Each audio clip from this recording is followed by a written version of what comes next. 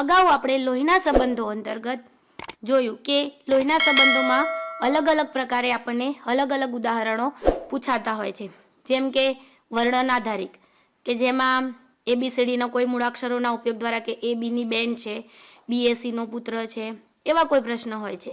પછી હોય છે કોયડા આધારિત, બરાબર, કે તમે કોની માતાના દીકરા, બરાબર.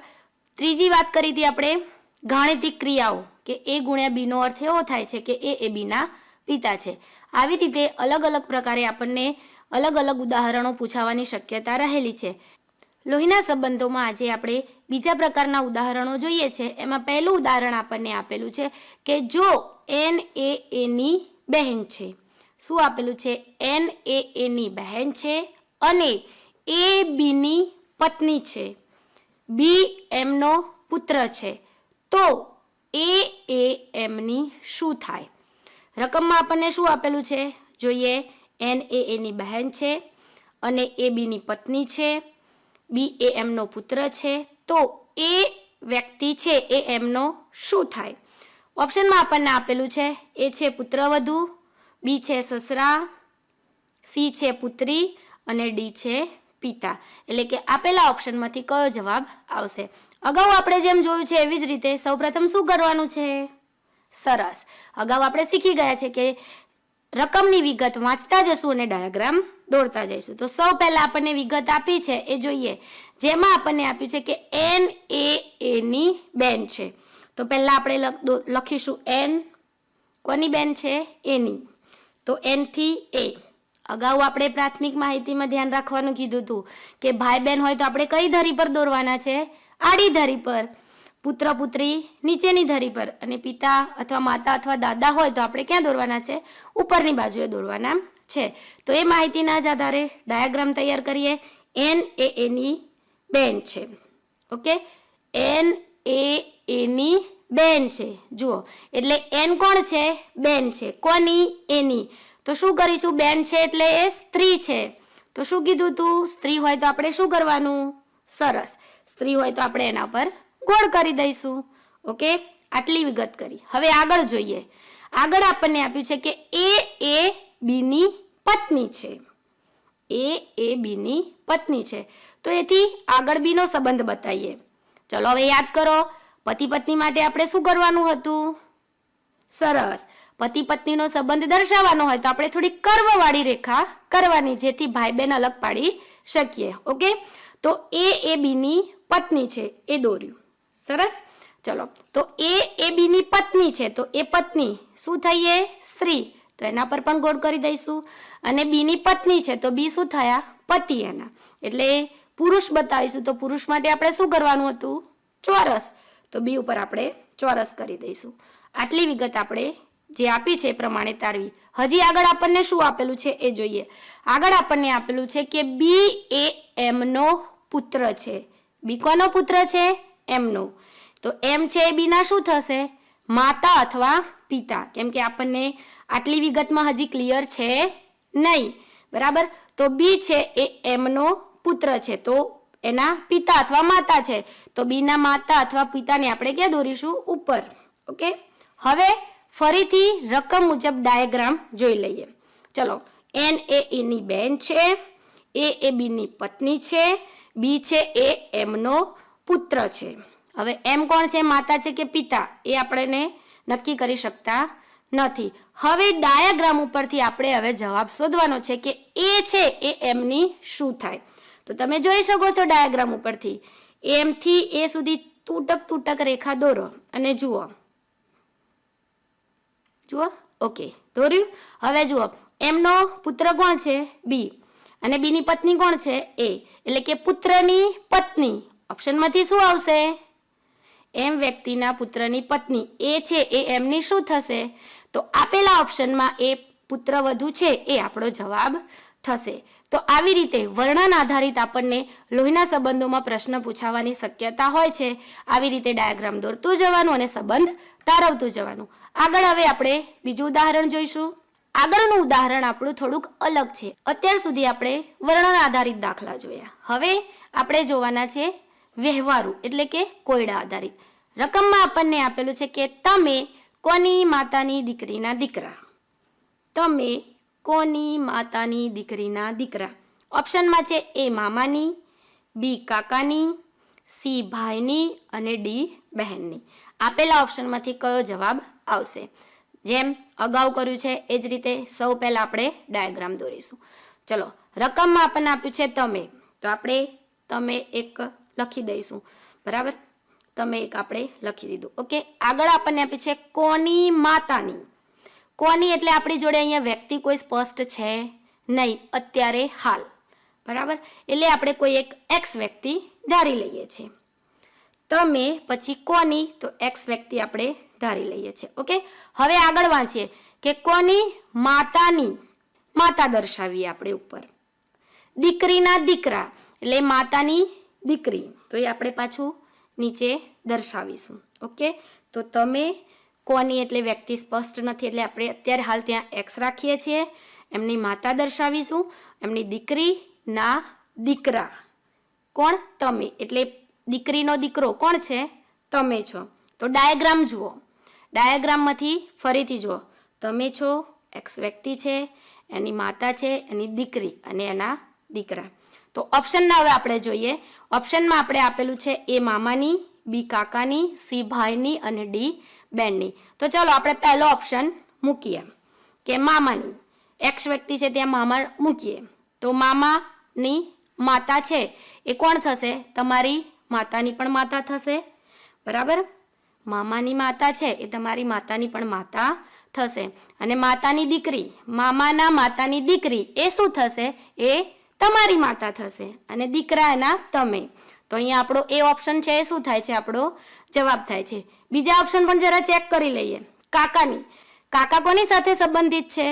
તો આપણા પિતાના ભાઈ હોય એ. અહીંયા આપણે જોઈ શકીએ છીએ કે આ ડાયાગ્રામમાં પિતાનો કોઈ ઉલ્લેખ છે નહીં, એટલે બી ઓપ્શન આપણો આવશે નહીં. સી ઓપ્શનમાં આપણને ભાઈ આપેલું છે, એ પણ આપણે જોઈ શકીએ છીએ કે ડાયાગ્રામની આધારે આપણે તારવી શકતા નથી. અને ડીમાં બહેન છે એ પણ સંબંધિત સંબંધ થતો નથી. તો અહીંયા આપણો એ ઓપ્શન છે એ શું થશે? જવાબ થશે જ. આવું જ હવે આપણે એક બીજું ઉદાહરણ જોઈએ. ઉદાહરણમાં આપણને આપ્યું છે કે 3 સ્ત્રીઓમાં 2 માતા છે અને 2 પુત્રીઓ છે. 3 સ્ત્રીઓમાં 2 માતા છે, 2 પુત્રીઓ છે. આમાંથી સૌથી નાની સ્ત્રી સૌથી મોટી સ્ત્રીની કોણ છે? રકમ જોઈએ. બરાબર, 3 સ્ત્રીઓમાં 2 માતા છે અને 2 પુત્રીઓ છે.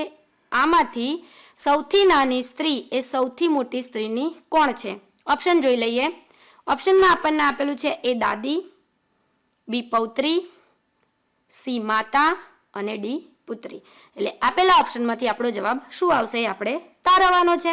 ચલો, સૌ પહેલા આપણે રકમ પરથી ડાયાગ્રામ દોરીએ. ઓકે, 3 સ્ત્રીઓમાં 2 માતા છે. 3 સ્ત્રીઓ આપેલી છે, એમાંથી 2 માતા છે. તો સ્ત્રી 1, સ્ત્રી 2 અને સ્ત્રી 3 એ પહેલા આપણે ડાયાગ્રામમાં દોરીશું. કેવી રીતે દોરીશું? 2 માતા આપેલી છે એટલે પુત્રી પણ હોઈ શકે છે એમની નીચેની. બરાબર, એટલે સ્ત્રી 1, એની નીચે સ્ત્રી 2 અને એની નીચે આપણે સ્ત્રી 3 લખીશું. ઓકે, હવે એમ કીધું છે કે એમાં 2 માતા છે, તો અહીંયા જુઓ ડાયાગ્રામના આધારે સ્ત્રી 2 ની માતા કોણ થશે? સ્ત્રી 1. અને સ્ત્રી 3 ની માતા કોણ થશે? સ્ત્રી 2. તો 2 માતા થઈ ગઈ. હવે આગળ આપણને એમ આપ્યું છે કે 2 પુત્રીઓ છે, તો 2 પુત્રીઓ કોણ થશે? જુઓ ડાયાગ્રામમાં. તો સ્ત્રી 1 ની પુત્રી શું થશે? સ્ત્રી 2. અને સ્ત્રી 2 ની પુત્રી શું થશે? સ્ત્રી 3. તો આટલું થઈ ગયું નક્કી. 3 સ્ત્રીઓ છે જેમાં 2 માતા છે અને 2 પુત્રી છે. હવે આગળ આપણે જે શોધવાનું છે, જે સંબંધ તારવવાનો છે એ જોઈએ. જેમાં આપણને પૂછ્યું છે કે સૌથી નાની સ્ત્રી છે એ સૌથી મોટી સ્ત્રીની કોણ છે? સૌથી નાની સ્ત્રી છે એ સૌથી મોટી સ્ત્રીની કોણ છે? તો ડાયાગ્રામમાં જુઓ તમે, એકદમ સરળ છે. જોઈ શકો છો કે સ્ત્રી 1 ની પુત્રી અને એની પુત્રી. તો પુત્રીની પુત્રી આપણે શું કહીએ છીએ? એને અગાઉ વાત કરી હતી આપણે. તો પુત્રીની પુત્રી હોય તો એને આપણે પૌત્રી કહીએ છીએ. તો અહીંયા આપણો બી ઓપ્શન છે એ શું થશે? જવાબ થશે. આગળ હવે બીજું ઉદાહરણ જોઈએ.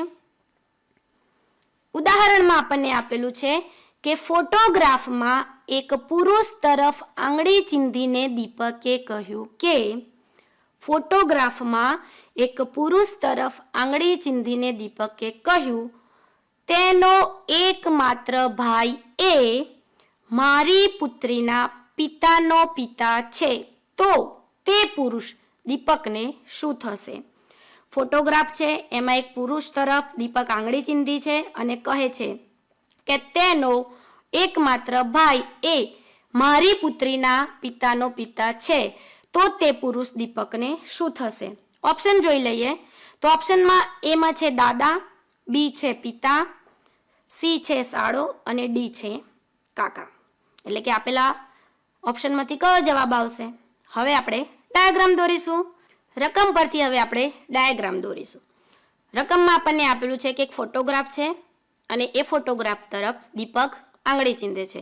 તો સૌ પહેલાં આપણે અહીંયા ચોરસમાં દીપક લખીશું. ઓકે, કોની તરફ આંગળી ચીંધે છે? તો ફોટોગ્રાફ તરફ. તો થોડી જગ્યા રાખીને આપણે ફોટોગ્રાફ એવું એક લખી દઈશું, દીપક અને પછી ફોટોગ્રાફ. કેમ? તો દીપક છે ફોટોગ્રાફ તરફ આંગળી ચીંધે છે. હવે શું કહે છે જુઓ, એમ કહે છે કે તેનો એકમાત્ર ભાઈ, એટલે કે ફોટોગ્રાફ વાળી વ્યક્તિનો એકમાત્ર ભાઈ. તો ફોટોગ્રાફથી આપણે એક આડી ધરી પર એનો એકમાત્ર ભાઈ દર્શાવીશું. ઓકે, આગળ તેનો એકમાત્ર ભાઈ એ મારી પુત્રીના, એટલે કે દીપકની પુત્રીના, કોની? દીપકની પુત્રીના પિતાનો પિતા છે. ડાયાગ્રામ જોઈ લો. દીપક, ફોટોગ્રાફ, એનો એકમાત્ર ભાઈ, પછી છે મારી, એટલે કે દીપકની પુત્રીના પિતાનો પિતા છે. તો તે પુરુષ દીપકને શું થશે? એટલે જે પેલો ફોટોગ્રાફ્સ વાળો વ્યક્તિ છે એ દીપકને શું થશે? તો ડાયાગ્રામ પરથી તમે જોઈ શકો છો, બરાબર, કે કયો સંબંધ આવશે? દાદા, પિતા, સાળો કે કાકા? કયો સંબંધ આવશે? તો દાદા. તો જુઓ, એક પેઢી, બીજી પેઢી, દીપકની પુત્રી છે, પછી દીપક છે ને પછી એના પિતા છે, બરાબર, પણ એ સંબંધ તારવી શકતા નથી. પિતા એ તો બીજી પેઢીની જ વાત છે, એ પણ છે નહીં. શાળાના સંબંધની વાત છે, એ પણ અહીંયા ડાયાગ્રામ પરથી આપણે નક્કી કરી શકતા નથી. પણ તમે જુઓ અહીંયા ડી ઓપ્શન છે કાકા, એ આપણો જવાબ થશે. કેમ? જો આપણને આપેલું છે કે તેનો એકમાત્ર ભાઈ, ફોટોગ્રાફ વાળી વ્યક્તિનો એકમાત્ર ભાઈ એ મારી પુત્રીના પિતા, એટલે કે મારા પિતાના કોણ છે? ભાઈ છે, એ પ્રમાણે છે. તો એ શું થશે? કાકા એને થશે. યાદ રાખો, મેં આપણે પ્રાથમિક માહિતીમાં કીધું હતું કે જ્યારે એકમાત્ર શબ્દ આવે એટલે એકમાત્ર અહીંયા ભાઈ કીધું છે એટલે એને બેન છે નહીં. ઓકે, એકમાત્ર ભાઈ હોય, એકમાત્ર બહેન હોય, એકમાત્ર પુત્રી હોય, બરાબર, તો ત્યારે એ વ્યક્તિને એકમાત્ર એટલે એક જ એ વ્યક્તિ હોય, બે હોઈ શકે નહીં. આ એકમાત્ર વાળો શબ્દ છે એ આપણને ખાલી ગૂંચવવા માટે જ મૂકેલો છે. વધારે સ્પષ્ટ કરવા માટે આપણે આવું જ એક બીજું ઉદાહરણ જોઈશું. આગળના ઉદાહરણમાં આપણને આપેલું છે કે એક સ્ત્રી તરફ ઈશારો કરીને અનુજે કહ્યું કે, એક સ્ત્રી તરફ ઈશારો કરીને અનુજે કહ્યું કે તેણી મારી દાદીના એકમાત્ર સંતાનની પુત્રી છે, તો તેણી અનુજને શું થશે? બરાબર, એક સ્ત્રી તરફ ઈશારો કરે છે. કોણ કરે છે? અનુજ. તો આપણે જેમ અગાઉના ઉદાહરણમાં દીપકની વાત કરી એમ અહીંયા આપણે ચોરસમાં અનુજ લખી દઈશું. ઓકે, અનુજ કોની તરફ ઈશારો કરે છે? સ્ત્રી તરફ. થોડેક દૂર આપણે સ્ત્રી છે એટલે ગોળ કરીશું. સ્ત્રી તરફ ઈશારો કરીને કહ્યું. શું કહે છે? કે તેણી મારી દાદીના, એટલે કોના? અનુજની દાદી, બરાબર. તો અનુજના દાદીને આપણે ઉપર દોરીશું. એકમાત્ર સંતાન, જુઓ, મારી દાદીનું એકમાત્ર સંતાન, તો મારી દાદીનું એકમાત્ર સંતાન, તો દાદીથી સહેજ આપણે આગળ હવે દોરીશું એકમાત્ર સંતાન. જુઓ, અહીંયા આપણને એમ કીધું છે કે તેણી મારી દાદીના, એટલે કે અનુજની દાદીનું એકમાત્ર સંતાનની પુત્રી છે. તો અનુજના દાદીનું એકમાત્ર સંતાન એ અનુજના શું થશે? પિતા થશે. શું થશે? પિતા થશે. એકમાત્ર સંતાન છે એટલે, અને એની પણ શું છે? પુત્રી. એની પણ શું છે? પુત્રી. તો પોતાના પિતા છે એની જ પુત્રી છે, તો શું બનશે? એ આપેલા ઓપ્શનમાંથી આપણો જવાબ શું આવશે? સરસ, આપણો ઓપ્શન એ છે બેન, એ શું થશે? જવાબ થશે.